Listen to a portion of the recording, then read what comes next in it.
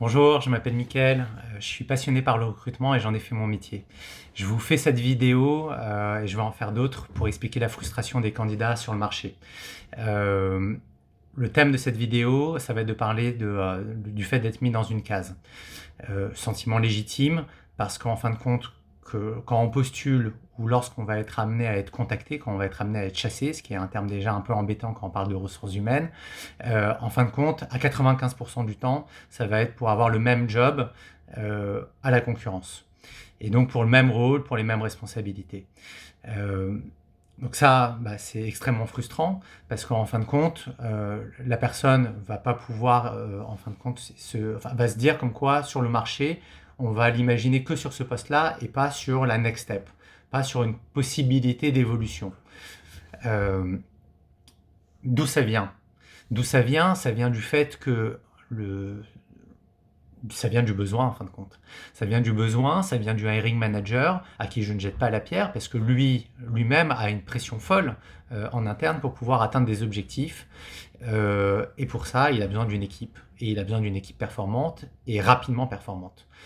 Parce qu'on lui donne un budget et pour pouvoir expliquer que cet investissement a été fait et ont été dans les clous, et ben, il a besoin d'avoir une personne qui est directement opérationnelle. Et donc c'est comme ça qu'on arrive à ce constat-là. Et à qui il fait part de ce besoin? Il fait part de ce besoin à un recruteur.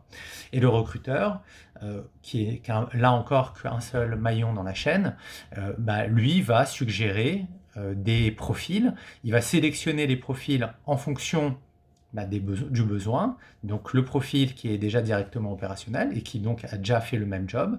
Et quand il va être amené à chasser, là encore, et écoutez, qu'est-ce qu'il va faire? Il va chercher dans les boîtes concurrentes. Euh, donc on est dans un cercle vicieux.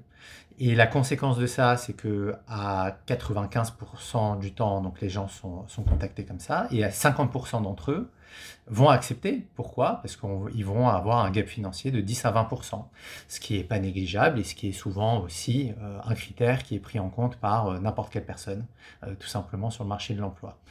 Et donc les 50% qui acceptent ça, j'ai envie de dire à court terme, tout le monde est gagnant.